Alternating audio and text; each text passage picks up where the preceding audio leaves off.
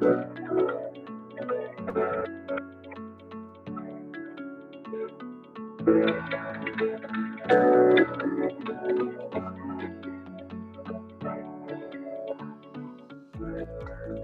was conceived as a way to deliver our strong educational mission and our membership's desire for their continued learning. Through the Crave series, our chapter will deliver webinars and virtual meetings to deliver timely and relevant topics that are affecting our industry today. It's about the effort that we expend to connect with people. But you have an opportunity to see people, you have an opportunity to chat with people. We may not have an opportunity to have appetizers and share a drink with each other, but we stay connected, and that's really the most important thing. Being able to work together and learn together in a new format, a new environment, really helped us take those pre-existing relationships and friendships that I had to another level. CoreNet has taken the leadership in these kinds of conversations for years and years, and so we're delighted to have this long-term relationship with CoreNet.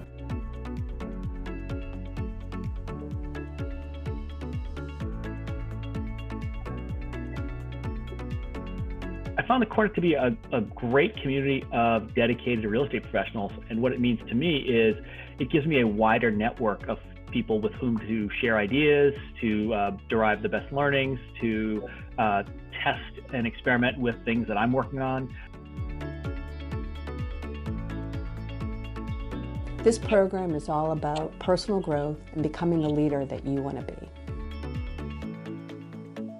CoreNet has always led the way when it comes to supporting the professional development of our members. Our roundtable discussions, our education workshops, and our professional development programs are just part of what makes CoreNet so valuable to our members. It was critical for us to find a way to still be able to facilitate all of this. Crave has provided us the platform to be just as effective and to still provide that value to our members in a virtual environment.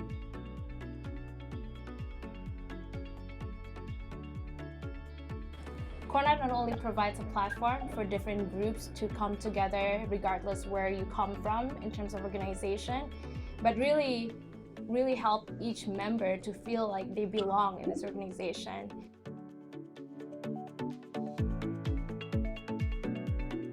We have a diverse membership base, and you will find that members come from all walks of life and from all over the world. However, it's still an area of focus for us to improve upon and to embrace equity, inclusion, and diversity through increasing awareness and taking action, as we know this will lead to more success for the organization and for our members.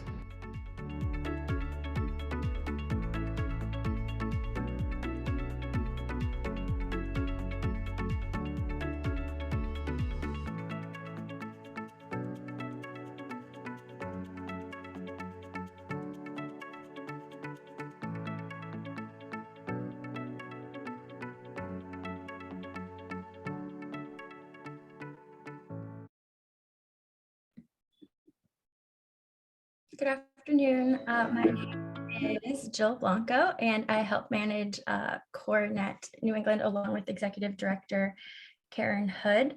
Thank you all for joining. I'm here to kick off the CoreNet Real Access Virtual Education or CRAVE event, Corporate Real Estate 2022 State of the Union, and this event is brought to you by the Education Committee.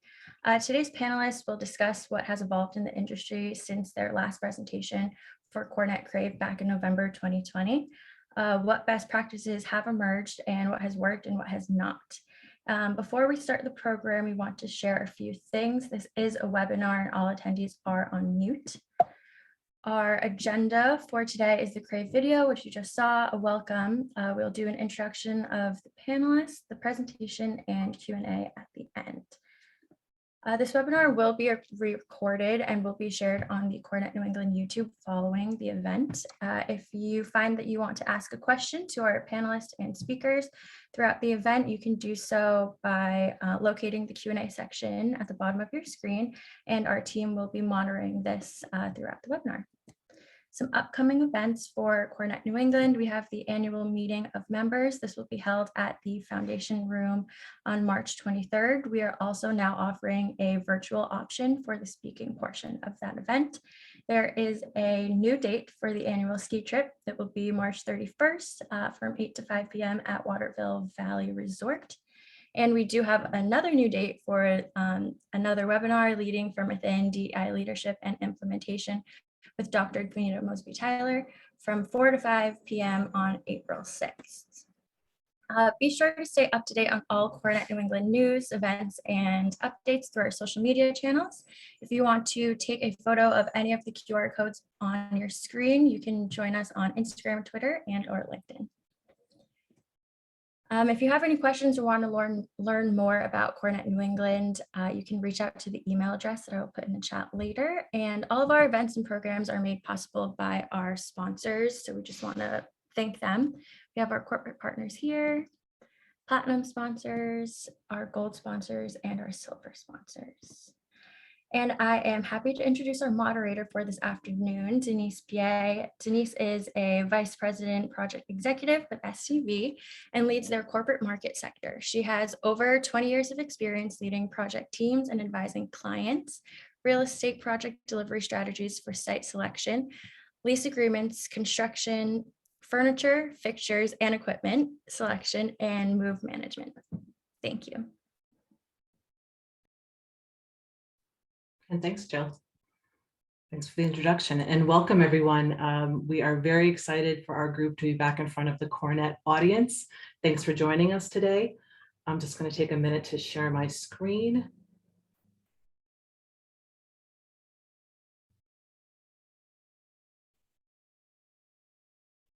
Okay. And I just wanted to say that up front, for anyone who is not familiar with the consortium, we are a group of industry partners that came together back in March of 2020 to study the pandemic and its effects on the real estate industry. And we have stayed connected together and to help develop solutions that we can implement for our clients to help the continuation of their business operations. And that's really going to be our focus for today, is to bring you a state of the union, how we've done since March of 2020, where we are today, and practical solutions, a focus on that. Things that have really worked for our clients and that we hope you can take away and find useful in your day-to-day operations. So I am going to tee up our first speaker today. And this is Adam Meixner. Adam is going to do our market roundup for the commercial market. Adam is a senior partner at 128 CRE.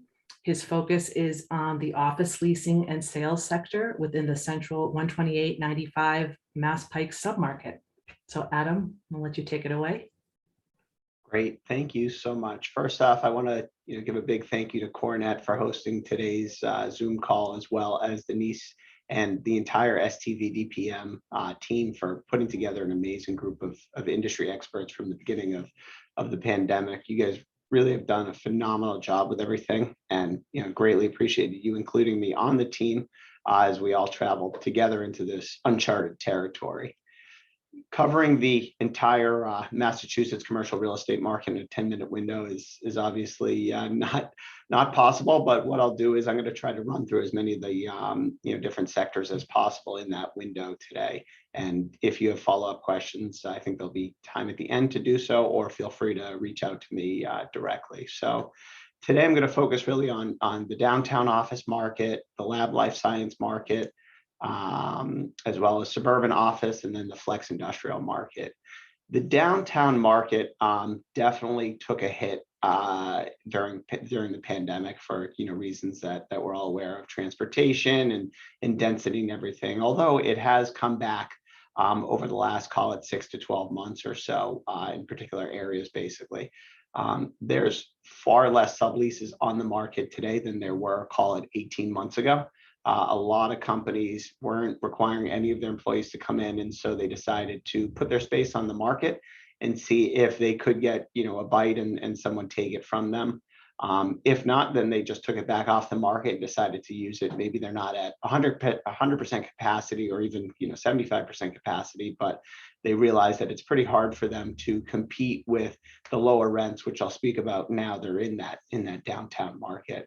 A lot of the activity in downtown, in Boston, actually has been seen mainly in the downtown financial district market.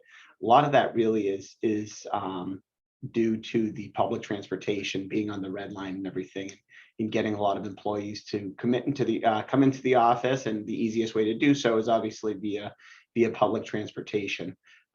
North Station, while it does have the commuter rail that comes into actually North Station there, from what I've heard is significantly quieter, as well as some other markets. Seaport in general, from an office perspective, which over the last 5 or 7 years has been extremely hot, is rather quiet on the office front.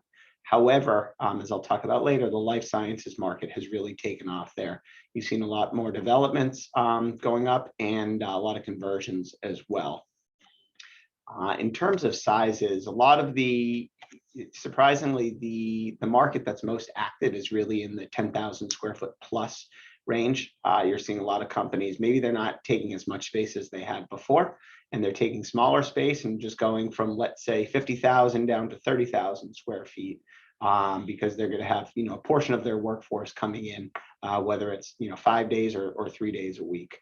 And that's where there's been the most tours and actual lease signings. A little bit smaller than that, in the 5,000 to 8,000 square foot range, has definitely seen an uptick in activity and touring, as well as some leases being signed there, not quite as many as the larger spaces. The market, or the size range that's really taken a hit, though, is the smaller space market, so call it 2,000 to 4,000 square feet.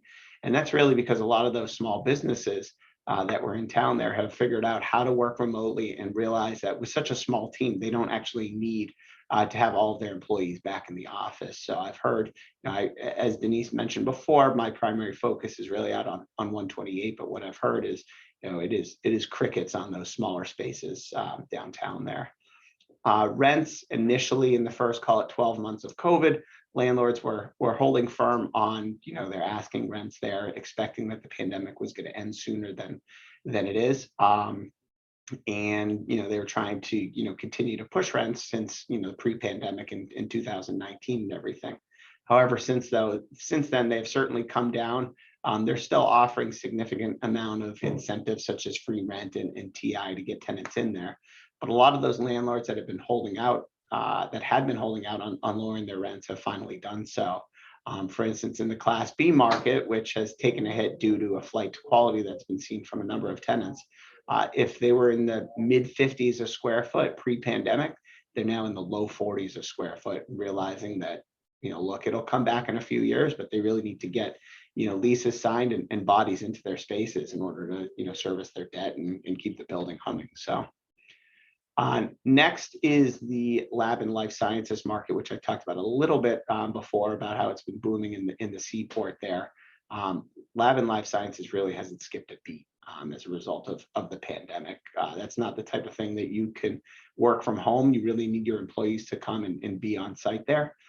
As we all know, it started in East Cambridge there, and grew from there as more space was absorbed constantly. You saw a lot of people moving over to the seaport, and then Watertown as well. Watertown historically was extremely quiet and hard to get tenants to move to, but given it's just west of Cambridge, it made it attractive for a lot of these lab and life sciences groups. And even Watertown has been filling up, and you're seeing a number of these lab and life science tenants going out to 128. There's been a significant amount of conversions and new construction in the pipeline for lab and life sciences. One notable site is one that our firm just recently sold at the end of 2021, which was the Muzzy Ford site in Needham. After it was upzoned, the ownership elected to sell it, and Bullfinch companies decided to buy it, given how much lab and life science experience that they have in the area here. Right now, they're permitted to do about 306,000 square feet by right. However, it's been rumored that they're talking to the town, or going to be talking to the town, about increasing the FAR, which would potentially give them the right to move up to about, or develop up to about 550,000 square feet.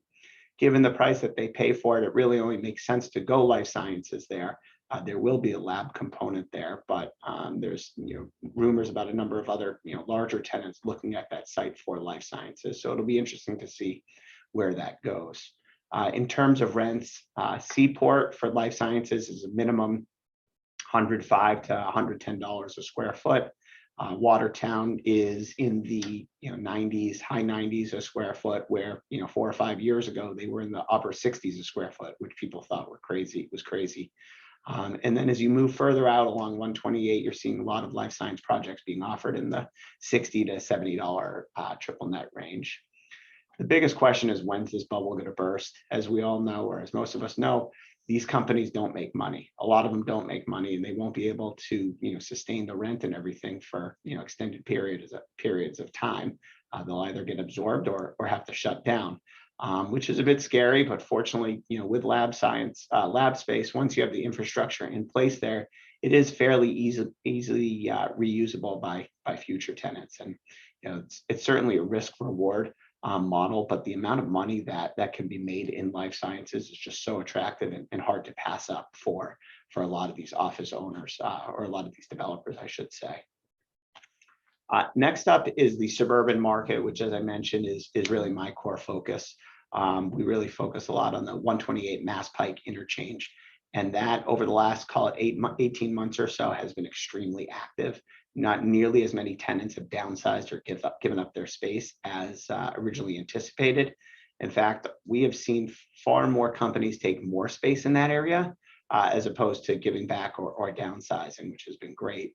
A lot of those tenants have been in the small to mid-sized market or spaces rather, and looking for the flight to quality, and business has been booming as well, despite the pandemic, and they need more seats for their employees to come into. Some of the larger transactions that have happened over the last, call it 6 months or so, we've seen Markforged take over or commit to signing a lease on the Clark's headquarters in Waltham there.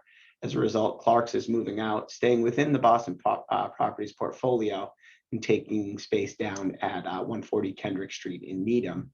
Joining them is actually Wellington Management, who's keeping their offices in Atlantic Wharf downtown there, but opening a large satellite office for all the employees that live west of the city that don't necessarily want to commute into town every day. There hasn't been as many of those companies opening offices outside of the city, or satellite offices, as they say, as we anticipated, but it certainly seems to become more popular. And I'd say over the last 6 to 12 months, we have seen more activity in terms of tenants coming out of the city and looking in the suburbs. As for rents in the Newton Needham Wellesley market, it's been very different than what's been happening downtown. As I mentioned, a lot of tenants haven't moved out of their spaces here. And so it hasn't caused the landlords really to rethink their strategy on rents. But additionally, supply is becoming more and more scarce on the office front because of the amount of lab and life science conversions that are happening out here. So a lot of those tenants that are in these larger buildings that are being converted are unfortunately being pushed out and forced to look elsewhere in the market there, and they're absorbing a lot of the current vacancies that are on the market.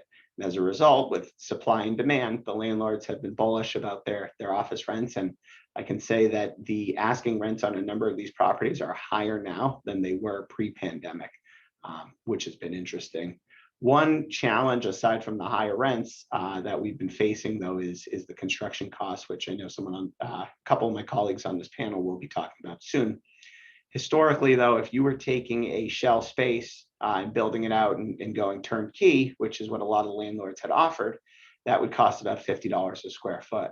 However, now with everything that's been going on, that same space to build is more like $70 a square foot. Historically, these tenants have been expecting turnkey deals, but realize that they now have to come out of pocket if they actually want to lease the space, because there's just no other options for them, and it's time where they got to start committing and moving their space or taking more or less or whatever, and actually coming out of pocket to be able to make the terms work for all parties involved. The last sector is the flex industrial market, which has been just red hot for the past several years, well before COVID even started. There's just so much demand for the last mile carriers as more and more people that are working from home want to get everything from paper towels to clothing delivered to their house in a matter of hours there. And you've seen just so many companies offering it, even if they like a Best Buy, you can order online and have it in your house in an hour or two, which is just incredible. So it's put a lot of pressure on the flex industrial market there. From an acquisition standpoint, that's just been crazy to watch. If you were purchasing a building, 5 years ago for $60 a square foot, that same building is now, getting looks and trading in the $100 a square foot range, which is just unbelievable to see how much it's appreciated over the last, few years, really. In terms of leasing, we're actually seeing quite a few bidding wars on spaces, even though LOIs are being signed with, between tenants and landlords. Until a lease is signed, the deal isn't done. And we've seen a number of situations, or we've heard about a number of situations where, a lease is being negotiated or drafted, and some other tenant comes in and is offering, 10 or 15% more in rent just to secure the space because of the lack of supply there. Landlords are also being very bullish on the flex industrial market pricing, because they're looking at it and saying, okay, if I can't get a significant premium over what I was asking a few years ago from these flex industrial users, then I have the ability to convert it to lab. Naturally, there's a risk reward factor that needs to be taken into account with the conversion, but it yields significantly more money in the landlord's pocket, despite the high upfront cost to convert it. So they're looking at it and saying, okay, if I can get 25% more rent than I was 2 years ago, great. If not, then I can always pivot. And it's very easy or I should say, it's significantly easier to convert a office or a flex industrial building over to lab due to the ceiling heights and the power that's already within the building. It's unfortunately been a rude awakening for a lot of those companies that have been paying dirt cheap rents over the last 15, 20, 25 years in these buildings. And they're being presented with significantly higher rents if they want to renew there, and it's causing them to move to far less geographically undesirable locations and really getting priced out of the market. As I mentioned, talking about all the entire market in 10-minute segment here is quite a challenge. So I'm happy to answer questions afterwards, and or feel free to reach out to me as well if you want to discuss anything further.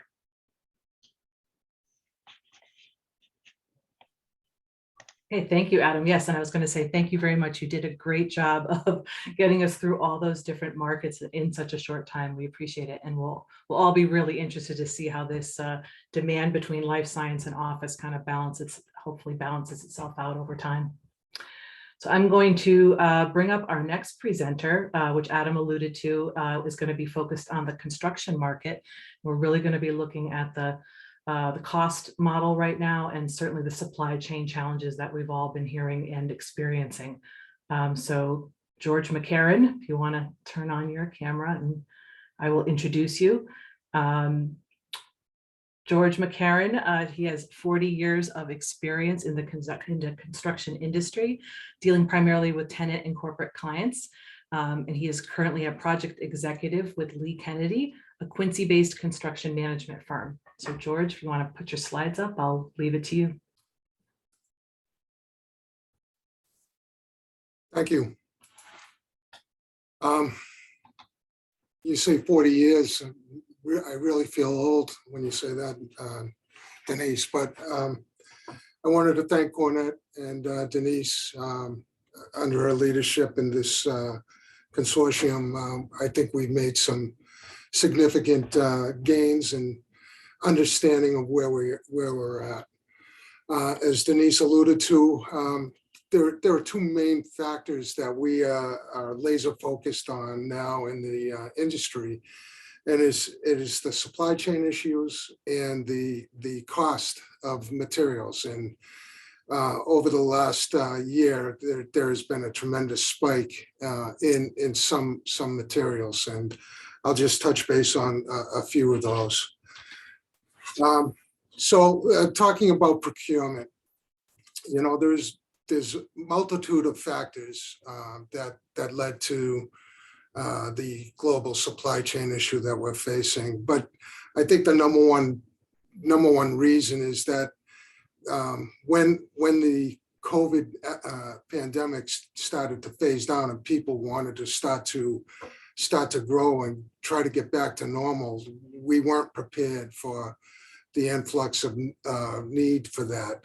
The factories were shut down and things like that that contributed to a big part of the delay that we're seeing.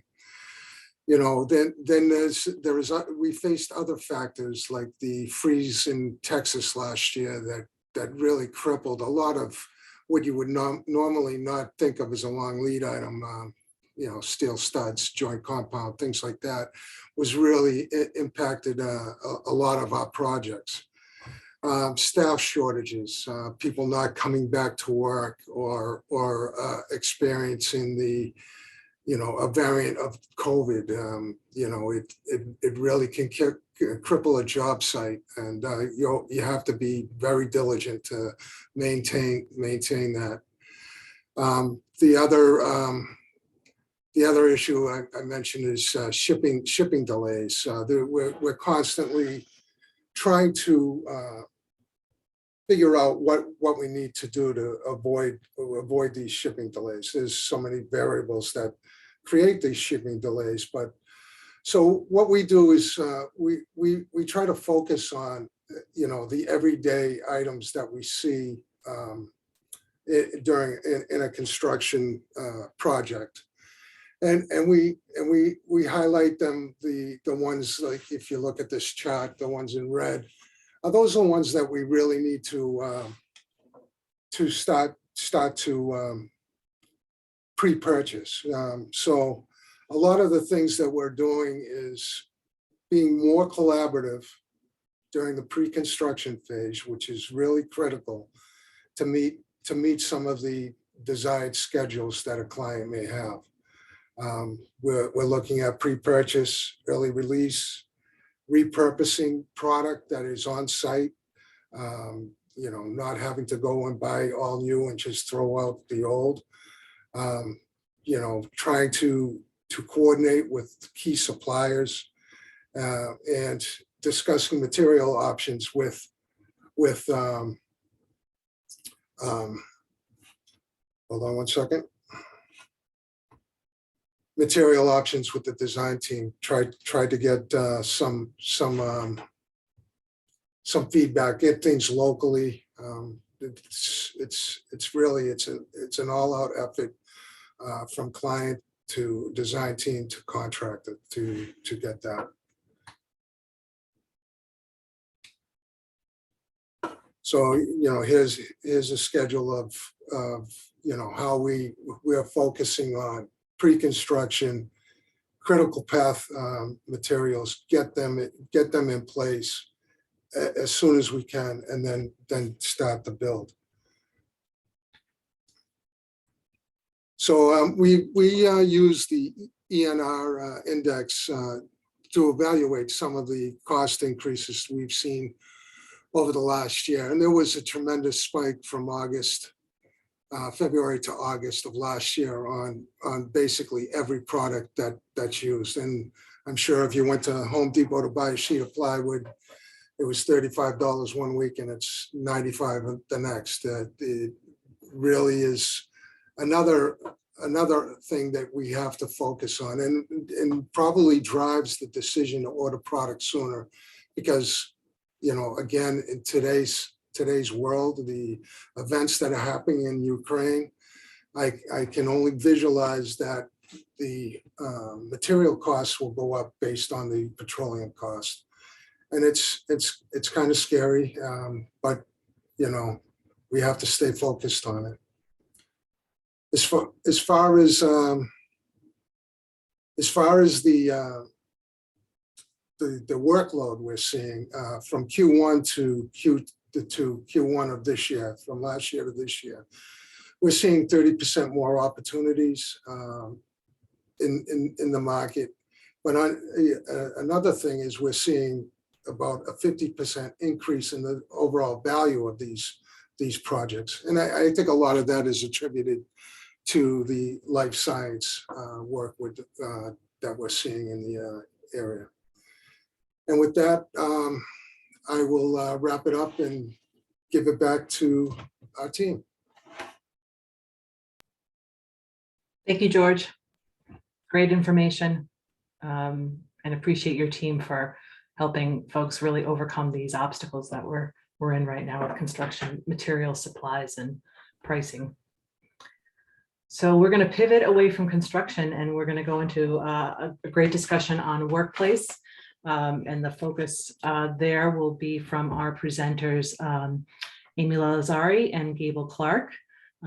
Gable is a partner at Spagnolo Geisness and Associates. She is the head of SGA's interior design practice. Gable's responsible for project oversight, client relations, business development, mentoring, and firm leadership. She also spearheads HR initiatives that enhance the company culture and employee retention. Gable sits on the Cornet chapter's education committee and is a very active member of the chapter, which we thank her for. Amy as well sits on our education committee. She is a partner and director of client solutions and environments at work, a full service contract furnishing consultant specializing in providing adaptable solutions for all ways of work. So ladies, I'm gonna tee it off for you to start up your presentation. Thank you. Really appreciate it, Denise. So what do we know? What do we know after all this time and how we've all, really tried to respond to all the workplace changes? One of the things that a lot of people spend time talking about is this idea of why. Why come into the office? How can I get people to come back to the office? I miss them. I feel like people miss each other. I feel like work gets done in a better way when people are face to face. So now that the genie's kind of out of the bottle, so to speak, and people feel comfortable working remotely, what are the reasons to come into the office? So for the most part, we're finding really collaboration is key. You can certainly collaborate over Zoom, and we've all learned how to do that virtually, but really nothing replaces that kind of in-person conversation and that ideation that happens. So collaboration is key there. Also a sense of community. A lot of people have friendships that they form with people at work, and that's really an important part of our day. We're social creatures, and so we're really craving that opportunity to engage with our coworkers. And that socialization is really important. And also mentorship. We're hearing a lot about the lost opportunities that happen, particularly for folks who are younger or more junior in their career. Those chance encounters and sort of overhearing what people are saying, those learning opportunities are missed. And, you might not be as comfortable, emailing your boss and asking them to have a Zoom with you, but if you run into them by the coffee machine, you're much more likely to feel comfortable asking in conversation. So we're really seeing that as a missed opportunity that people are hoping to get back to. And then conversely, what are people expecting from the office, right? They expect, as a baseline, a very safe and a healthy environment. Given all that we've been through, I think, there's certainly some changes to the workplace that are here to stay, and people really do expect to feel safe and comfortable in the office. They also expect seamless technology, and we're going to hear a little bit more about that later in the presentation. But, whether you're fully virtual or in the office in person or hybrid, technology has to respond to that, and it certainly can't be a roadblock. And then the third is ease of collaboration. So we're going to look at a floor plan in a bit, and Amy's going to talk a bit more about high-level furniture solutions that really facilitate this ability to collaborate easily and have the furniture and the space work in your favor. And then the last is lack of distraction. So we've all experienced the various levels of distraction that we have at home or in the office, but a lot of times people realize that they are able to focus more at home if they have a private environment where they're able to have that heads down space. So coming back into the office where there's a lot of people and conversations can be distracting. So again, it sort of points to that need to have a lot of different space types to support the type of work that you're doing on a daily basis. And then design considerations, it's really about, it's always been about accommodating multiple generations in the workplace, which is still certainly key. But it's also, providing opportunities and flexibility so that people can find a space that supports the type of work that they need to do in that moment or that day. I think, a lot of conversation is around communicating what space types are to be used for, and whether it's a quiet zone or a collaboration zone, those types of things. And then certainly a focus on wellness is really important. So we're seeing a lot of wellness rooms or meditation rooms or just respite spaces so that people can kind of get away from the chaos of work. So if people have the choice to work from anywhere, what does the future of work look like? So, we're seeing a lot of changes in the way people approach the idea of the office. So, I think pre-COVID, a lot of times people would go into the office and you might sit for an entire day in heads down mode and not interact with anyone. And now people are saying, well, if I have a day of, heads down work to do, I can do that at home. So what am I going into the office for? So the office obviously has to respond to that. And we have a floor plan we can bring up that illustrates this in a little more detail. So most of the clients we're working with have determined that some sort of hybrid approach is right for their organization. So the conversation now is really about how does that affect the landscape of your real estate. So we generally start by asking you a few questions such as, do you still desire a 1-to-1 ratio of people to desks, or should we plan for some percentage of employees to be needing a desk on any given day? And, I'd say we're seeing some variations on a theme. Some people are opting to give owned desks to those that are in the office, say 3 days a week or more. Whereas if you want more flexibility, you might have a flex desk. But for the most part, in their future planning, we're seeing clients targeting about 60 to 70% capacity on any given day. And so the landscape of that office environment looks different than it did pre-COVID. So we're seeing clients ask for much more agile, much more flexible space that is really what we call purpose-driven. People are being thoughtful about which days they go into the office and for what reason. And most of the time that reason is rooted in the desire for collaboration and interaction and the type of ideation that happens in an in-person environment. So the space really has to respond to that. So as you'll see here, some of these concepts are familiar. You'll see, certainly workstation layouts and offices and closed rooms. But then we're seeing a request for a lot more flexible, agile space that you can really adapt to the work at hand on any given day. And furniture is such an important part of this conversation. So I'm going to turn it over to my colleague, Amy, to flesh this out a little bit more. Great, thank you, Gable.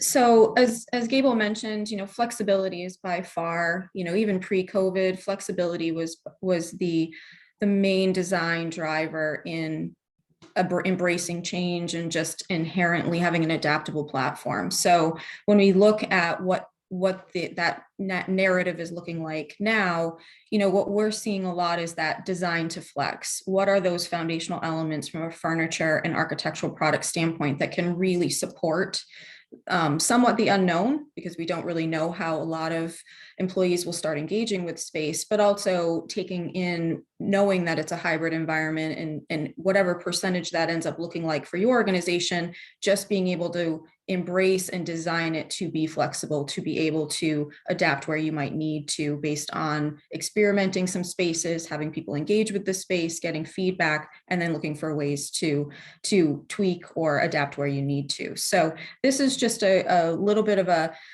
neighborhood feel, and we're seeing a lot more focus, as Gable mentioned, on not only the individual space and what are the activities that are happening in that individual space, but also supporting the really large desire for community collaboration in those together spaces. So this is utilizing a lot of different furniture elements you'll see here of some sub-architectural elements, just different ways that you can bring in and demise space and give you that sense of space, but also the flexibility to adapt and change within your floor plate in the future, as well as, giving these spaces that have mobile environments, whether it's mobile technology, mobile visual aids, furniture, light scale. You can kind of get a sense that the space is fairly fluid.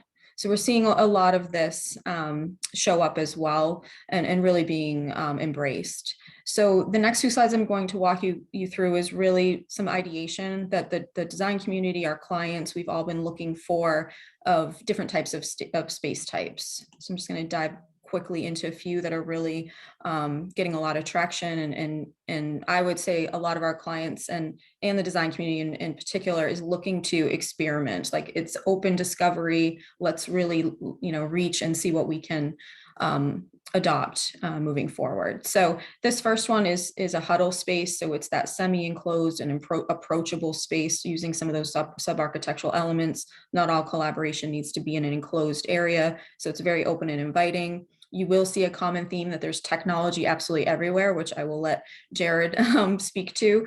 But embedding the technology in the hybrid approach has just been a really, pretty big focus. So you will see that's a pretty common thread throughout. These meetups are also really becoming pretty high focus in that it's impromptu. So when you're in the office, not everything is planned. So you'll have those planned meetings, but those impromptu social collisions, knowledge sharing, maybe just these quick drive-bys, making those accessible type furniture elements that it's light scale, but you also have a sense of privacy, whether it's visual or acoustics. Lab environments, so these design sort of think tank environments that are intuitive. You know how to engage with the space, maybe embedding in some of these tactile environments like whiteboards and tack boards, as well as the technology to bring in your peers who may be working remote, and keeping that equal access to the conversation in these types of environments is extremely important. So that inclusivity of everyone feeling like you can bring someone in on the fly through technology as well as in room. This next one is more on the focus area, and this is individual focus specific. So this home base, home room type concept, that this is where you inherently would go, as Gable mentioned, about intentional and with purpose, these quiet zones. So this is in the floor plate and in the design is meant for, I need a space where I have some heads down space. It's really a visual cue that if I'm in here, I really don't want to be disrupted, and that will help mitigate maybe some of those disruptions that you may get in the office space. It has lockers, so maybe if you're just touching down in between meetings, whether they're planned or not, it really just gives you a great place to go in your neighborhood. This next one is fluid focus, which is more about group focus. So I think a lot of times the thought is that focus is really just alone, but there's a lot of need for groups to focus. So this is an application where you would be in an enclosed room, obviously have, your technology and how you could bring in your full team, but the elements are all very light scale mobility, and it's all about putting the user and the team in control of how they would like to utilize the space. Blended office, this again has been, accelerated since, pre-COVID. The blended office was around. It was all about multi-purpose, how to utilize real estate in the best possible way, that if someone is not in the office, can my other peers or other teammates use my office for meetings? So this has just continued and been a pretty standard focus. I would say the one on the left is taking a little bit more of having a moment, that it's more about keeping that, making it feel a little bit more like your home and a little more residential.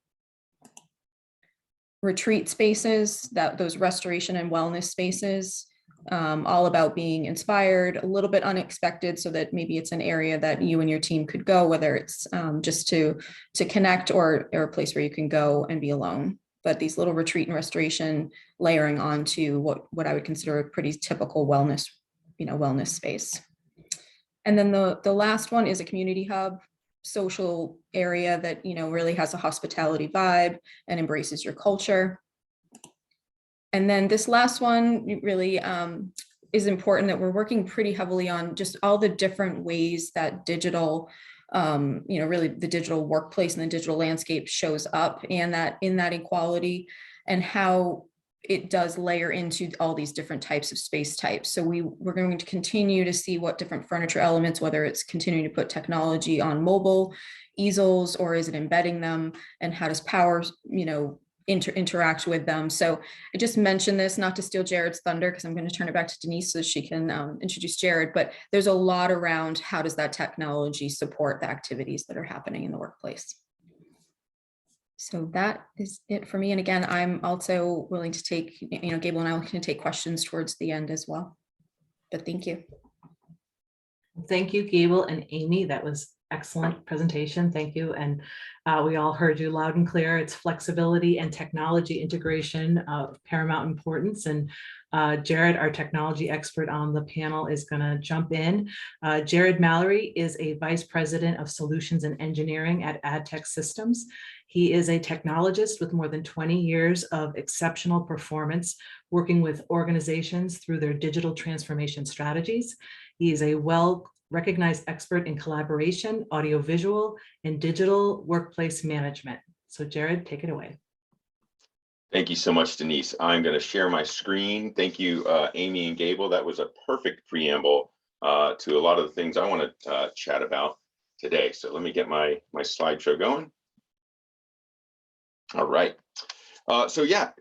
Today I want to talk about 4 key technologies. We talk to customers a lot that are migrating through this kind of post-pandemic back to office time.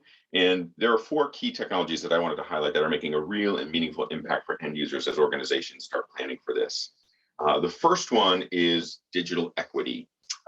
Historically, certainly pre-pandemic, video conferencing and collaboration was dominated by conference rooms. You'd have 1 or 2 or 3 conference rooms tied together with video conferencing, and everyone would kind of have that same experience. It would be a conference room talking to a conference room.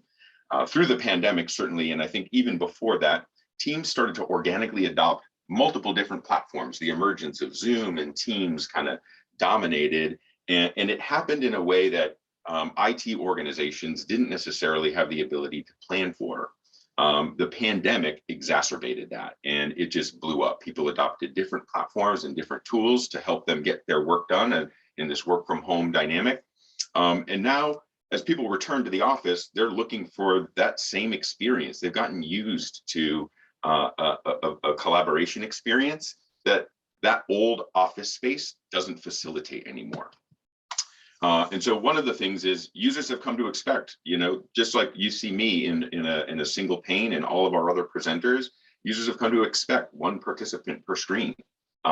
Conference rooms have a lot of empty space. I know I've realized this as we've gone through our back to office strategy, and people started using conference rooms again. The people in the conference rooms were virtually invisible. And so there are lots of ways to fix that now. By space planning, but also using technology to help multiple people in a single room get reframed and reduce a lot of that empty space, so people can be seen and you can collaborate more in a more engaging way. So that's one of the things that a lot of customers are doing, and there are lots of different tools to help that happen. The next one, I think Amy and Gable really hit on. There are lots of new spaces being designed. The way in which people are thinking about space management is radically different. The idea of 1 office per person isn't really a thing anymore. I mean, most of these spaces are meant to be dynamic, and they need to be managed. And so using technology to help manage how spaces are being used, manage reservations, allow people to know who's in the office so that they can make informed decisions about when they might want to come in to collaborate with folks is going to be really important. Some of the ways in which we can help make that happen is through informational kiosks. So in the office, you walk up, you can see who's using what spaces are free, reserve a space by using a touch interface.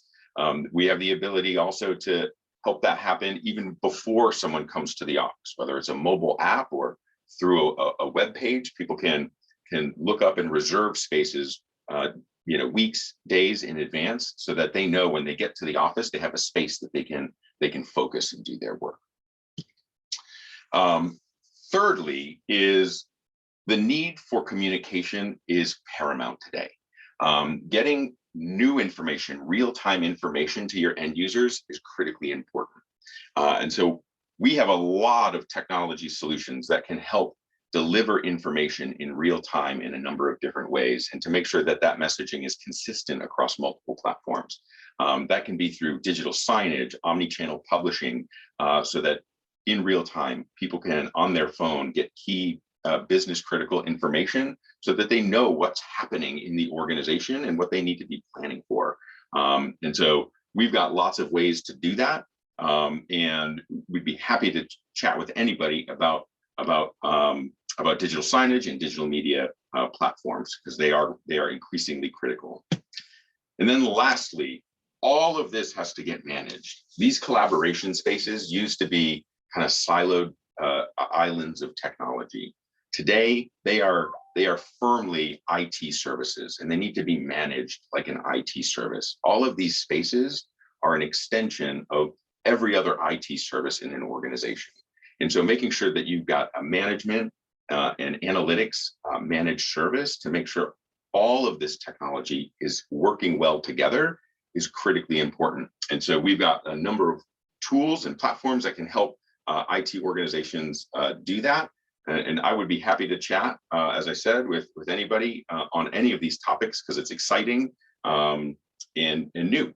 So with that, I will hand it back to Denise, and I'd be happy to take questions at the end of the presentation. Great. Thank you, Jared. Amazing information here for folks. So we're going to move away from the technology experience in the space and into more of the environmental experience and health and wellness. So our next presenter is Peter Dusal from WB Engineers. Peter is the managing principal of their Boston and Denver office. He's, after managing 15 million square feet of indoor air quality focused projects, he is the subject matter expert in that regard for indoor air quality consulting, and helps his clients understand the importance of indoor air quality in creating a healthy and safe environment. Peter is on the Workplace Operator Readiness Council, a global council of workplace operators who share, coordinate, and develop information to improve office spaces. So Peter, I'll hand it to you. Thanks, Denise, appreciate it. Let me pull up my presentation.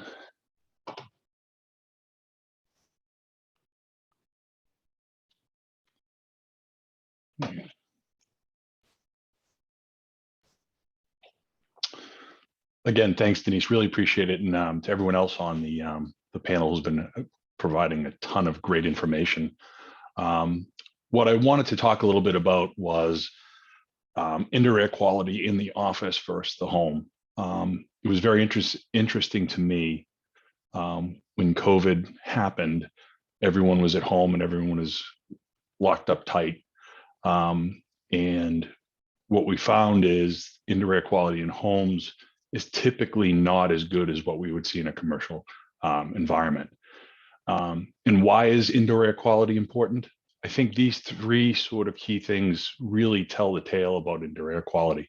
It has a direct impact on people's productivity, absenteeism, and good indoor air quality is a very effective way to minimize the spread of COVID or any other pathogens. The strategies we've been using all during the pandemic, there's a whole bunch of chatter that was out there in the industry, but we wanted to really keep it simple, and we found the most effective ways to increase indoor air quality was to bring in more fresh air. If you could open your windows, that's always the most effective way to protect yourself and increase your indoor air quality. Keep air moving through spaces. We want to flush these spaces. Air filters. We want to put the best possible air filters in place because it's going to filter out particles and other things that pathogens have a tendency to attach to. There are other strategies that we've been using, such as UV lights. There are other bipolar ionization, PCO. There's a whole bunch of different technologies that are out there. And the way that we approached it was we wanted to try to go after these top three items because they were really cost effective. And they were probably the most effective way to protect yourself. The other strategies we would use when we really couldn't hit these top three. So I wanted to just sort of, when we go through the implementation, we look at our home, a typical home air conditioning heating system. There are varying different types, but I was looking at it more from a standpoint of if your home's 20 years old, you have a boiler, you have a furnace, you're moving air through the house. People didn't bring fresh air into their homes. The way we bring fresh air into our homes is we open doors. Open windows, open doors. Those are the things we do. That's not an overly effective way to get more fresh air into your home. In the middle of the winter and in the middle of summer, people close it up and they want to save energy. So what we found was the commercial systems, we could adapt those very easily, where the home systems, there really wasn't an ability to do that unless you were looking at a wholesale change out of the system. So what I had done was I have a indoor air sensor in my home office. We also had one in our office in Boston. And what I found sitting in this room that I am right now, it's enclosed. I have the door closed. You can see that the CO2 levels of the top one, the green line, that's my home office. You can see where it would just absolutely spike just from me being in the space. I don't have the windows open. This was in the middle of the summer. I don't want to cool the outdoors. It's still in my mind, save energy. And so I keep the windows closed. And you end up in a situation where the CO2 levels in my home office are probably double what where we'd want to be, where we would want to be. The office, you can see they were relatively flat, and that's when we had people occupied. And to give you a sense of a typical CO2 level, the background CO2 level outdoors is about 450 ppm. So you can see here that the home office, I was directly impacting my indoor air quality. The other thing I looked at, which was interesting, was VOCs, which is the volatile organic compounds. And you can see at home, and let me back up, VOCs are chemicals that are used in almost everything in our homes. Paint, carpets, personal care products, they're always off-gassing these chemicals. And if you look at the bottom one, that's our office. Our office, basically, there were VOCs there being off-gas, but because we're bringing lots of fresh air and the system had the filtration, the VOC level was very low. At home, it was up in sort of the danger area. And that's because, again, I keep my windows closed and I keep my air conditioning on. So to give you a sort of sense of what's going on, I'm not necessarily saying everyone should run back to the office all the time, but you can see that there are some benefits of being in a commercial office building with respect to the indoor air quality. As engineers and building operators, we have the ability to make sure that indoor air quality is kept at acceptable levels, where at home it's really hard to adapt that. The last thing I just wanted to show you was the sensor itself. These are commercially available. They give you some other feedback, light, noise. They're about the size of a thermostat. They can be integrated into the HVAC system or the building control system. We're seeing some large clients that are adopting this as buildings. That's their standard. You have to have them, and they're really effective. Last thing I want to do is, our intent here is,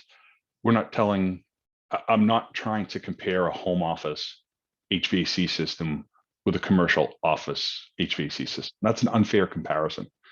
But what I want to say is, for all the reasons that Gable went through on why you should be back in the office, or we need to be back in the office and collaborating and working together, there are some benefits from the indoor air quality side that it's really effective.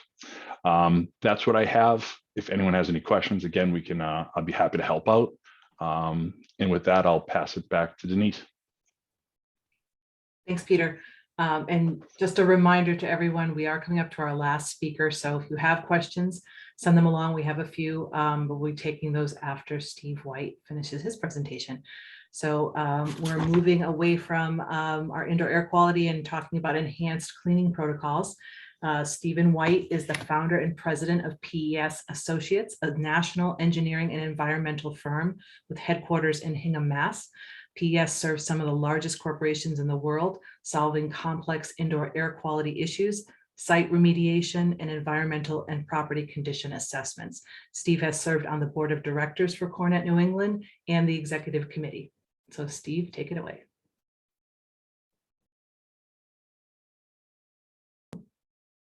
Steve, you're on mute.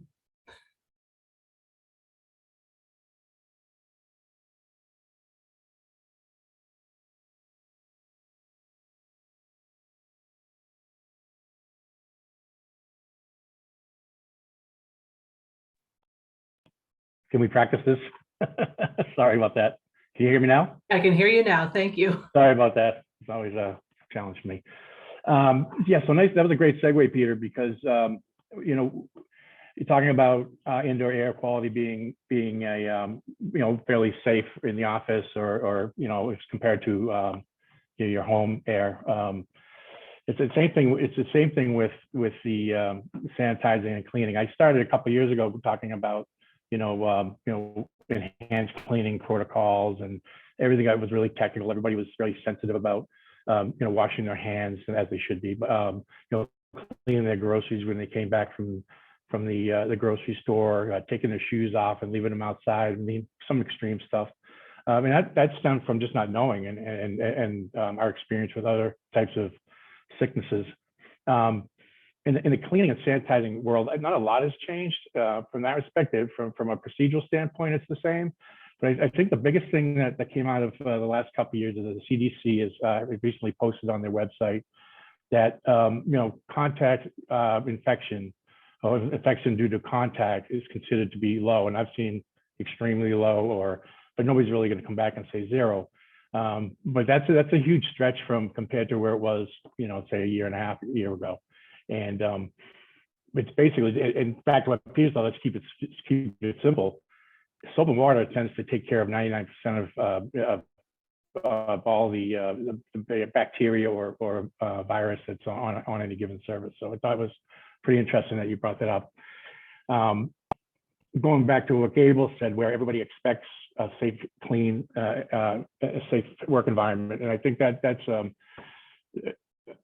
I mean, that's very paramount, obviously, but I think there's a lot of perception. CDC is great, and they've got really great information, but really what matters is what your employees feel about coming back to the office. And as you know, throughout the past, people have broad opinions. People get the information from a wide variety of places. So it's really going to be really hard to capture a program that's going to, you know, entice the entire community to come back to work. I just don't think it's realistic. What we can do is have a sustainable plan, communicate, and you know, and be transparent about what you're doing. This is the slide I had a couple of years ago. Basically, you know, nothing's changed here at all, other than the fact that the contact infection rate is you know, very, very low. Most companies that I have been dealing with follow the CDC guidelines. That may not be enough for your organization, and I think there's probably a good benchmark to follow as maybe a minimum, because everybody's situation is different. We just talked about, you know, consolidating office space again. You know, 2 years ago we weren't talking about that. We're talking about giving people more workspace and private offices and you know, much more you know, open space. So it's not one size doesn't fit all. I think everybody just has to come up with something that works for their organization. This is basically what the program looks like. Engineering controls, basically, Peter talked about IAQ, we talked about sensors, which I'll get to in a second. The other big change is, someone called this hygiene theater, for lack of a better term, and it's not meaning to be insensitive, but when we're starting to see day shift cleaning, we're starting to see actually people walking around in masks and suits cleaning offices. And I think, you know, I said this a couple of years ago, it makes people feel comfortable to know that their office is being cleaned and they're being taken care of. One of the things that I always talk about, you know, you go to a hotel and there's a, you know, tissue paper wrapped around the toilet seat that says this has been sanitized, and that kind of makes you feel pretty good. And I think that's what you're going to see now, is where you're going to go into a a conference room or a kitchenette or any other room that's going to be, date signs, and it's going to say this room's been sanitized. It's going to make people feel a little bit better about going into that space. Some of the other trends we're seeing, obviously labor shortage. I think that was George talked about that in the beginning. Some really bad things spawn great technology, and I think that we're talking about the use of technology in the office space and tracking employees and space utilization. But all these technologies can help sort of be intertwined with your cleaning program. Where are people concentrating? If there's an infection, there's contact tracing that you can use to go through the office to find out where that person has been. And there's a lot of good applications to that. There's robotic cleaners out there now, and before they're like cost prohibitive because it was just cheaper to have a cleaning staff come in. But now, because of the shortage, the cost of labor, technology's improved. People are starting to rethink that, and the cost benefit analysis isn't just in dollars and cents, but it's employee retention and employee comfort when they're in the office. Another trend is Lead and Fitwell and Well aren't all that new, but they've added modules to cleaning and sanitation and global risk advisors, another designation that people are seeking. Basically, they're asking you to document your program. They're all very similar in that regard. It's just a little more focused on what your cleaning program is. Does management signed off on it? What are your procedures and those things? And you'll get a designation, which will add another level of comfort to your employees. But nuts and bolts of what I've been reading up for the past 3 months about what's going on, what are people doing as people start to get back to the office, and it's really basic. I think I said this the very first day. It's just soap and water, and once a day or 24 hours, and then disinfect as needed. And there are some places that are just doing the cleaning. I've got clients that are disinfecting high traffic areas 4 times a day, and I have clients that are doing cleaning and disinfecting once a day. And then as there's a case, then they go back in and do a full disinfection. So that's my update. And if anybody has any questions, certainly I'll stick around. And thank you very much. Thanks, Steve. As you said several times, keep it simple, right? With the cleaning, that approach works. Yep. Yeah. You can be confident in that. So we do have some questions that have come in since Steve started his piece of the presentation. So let me dive into those. So our first question is, I think it's probably something between Adam and George, I think, to field this one. But with the current supply chain issues, it seems like brokers and owners should anticipate longer construction timelines. Is that happening? From the design and construction perspective, it seems like that adjustment is not happening, and move-in dates continue to be very aggressive. So who'd like to jump into this one? Moving dates still remain very aggressive. And that's why there needs to be a focus in pre-con and engaging design team and GC earlier in the process to maintain those aggressive schedules. But I feel that a lot of my clients are they are understanding of the situation. Because we're living it, everybody is going through supply chain issues at home. So it's just another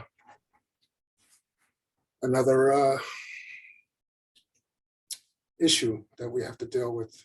Right. They feel it themselves, right, George? So I'm seeing the same things with our clients and even with developers and at the like, that they understand that. And so we're trying to be more proactive, like you said, about having those discussions as early as possible when deals are being made. And so Adam, I was curious if you wanted to weigh in at all, because I know you see that front end before the deal is signed. Are you seeing the same? Are people listening to what's happening?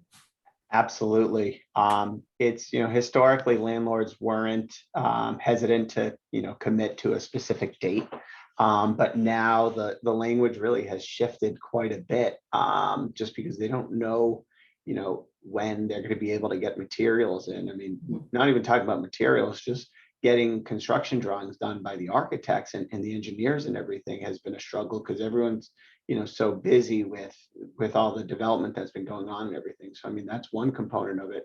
The other component is, materials and shortage of that. I mean, we have one client that the doors for their office, for their law firm, they needed like 15 doors for all their offices, and they weren't ready in time. So they, spent the first month working in the office without doors on their walls, but they had to do it. And so every landlord is being, at least the prudent ones are being, very cautious about what they're committing to right now. I think your point even on the design side to be mindful of that, because I think in addition to people being busy, they're being more thoughtful. And maybe Gable, you could speak to that. I feel like our design teams are really doing a great job of trying to pick and select in real time things that are more, achievable for the design. So Gable, are you seeing that with your clients? Yeah, it's a good point. I mean, I think we're all getting a little bit more creative in terms of process and decision making. I think one, anecdotally, something that's happening as well is maybe a more sustainable approach. So I know on a project we're working on right now, we know wood doors have a 20-week lead time, and we don't have 20 weeks. So, we're thinking a little bit more strategically and thoughtfully about reuse from the existing site, and our contractors thinking, what other sites am I demoing where you could, essentially go shopping for materials, right? Which is kind of has that, the unexpected benefit of a positive sustainability story. So I think there's a lesson to be learned there as well. Yeah, and I don't know if you see this too, Gable, but developers, even our landlords, are being much more generous about the same thing, sourcing materials within their own building. Yep, exactly. They might stockpile more, certainly mechanical and other type of equipment that supply those types of things, that they're being opening that up to the tenants. So I think it's been great. And actually, the next question really pivoted into what we're just talking about, which is where are you finding these alternative sources when you know that you can't get the normal things in time?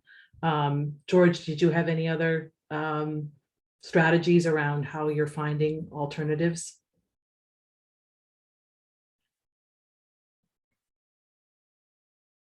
George, you're on mute. I'm not sure if you know, but if you're trying to speak, hopefully. Sorry about that. Yeah, I mean, we look into alternatives. We present options. We identify costs of these options and lead times of certain options, and we don't want to hurt the design intent of the project, but in some cases we have to make some modifications so that people can move in. But we're looking. We don't just ask for a number. It's like, what else can we do? Because as Gable said, 20 weeks for doors is just insane right now. Right.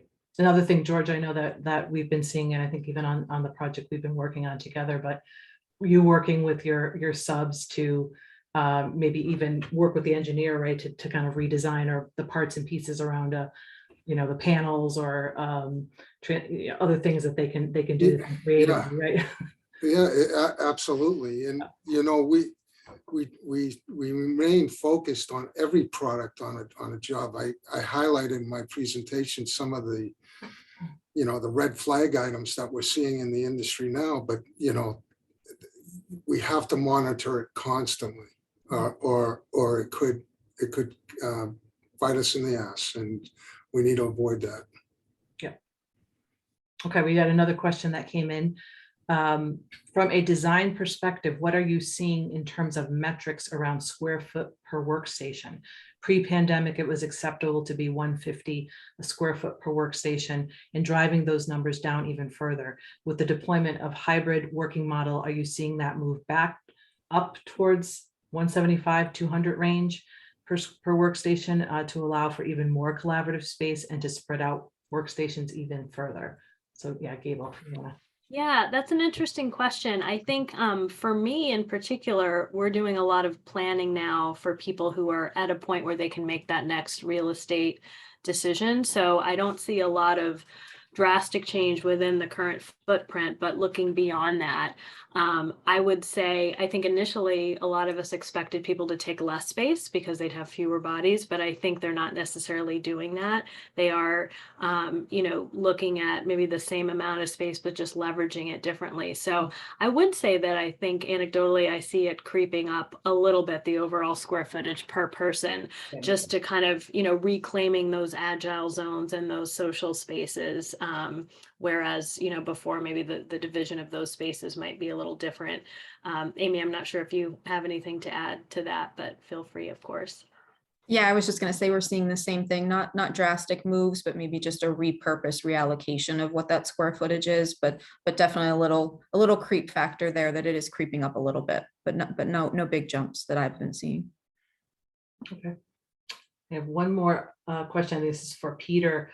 Related to your monitoring of CO2 and VOCs, this audience member was curious about why would those rise or be elevated during the overnight hours? Great question. And it's a very simple answer. My home office is also our family room. And that was during the summer, and my kids stay up very late.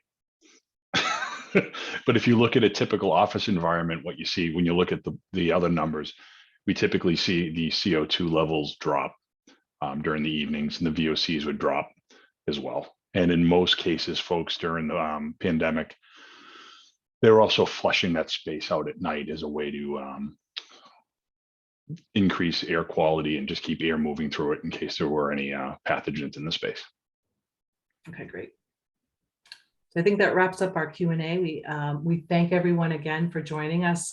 We've really enjoyed presenting and coming back in front of this audience to give our report out on where we are today. If you have any questions, as everyone said, please feel free to reach out to myself or to anyone else on the consortium. And then Jill wanted me to make sure I reminded everyone that the Ers registration is open for end users. That event is in June 13th and 14th at Drexel University in Philadelphia. So I hope that you're all going to be seeing each other there. And thanks to Cornet again for letting us let us present. Have a great day. Thank you.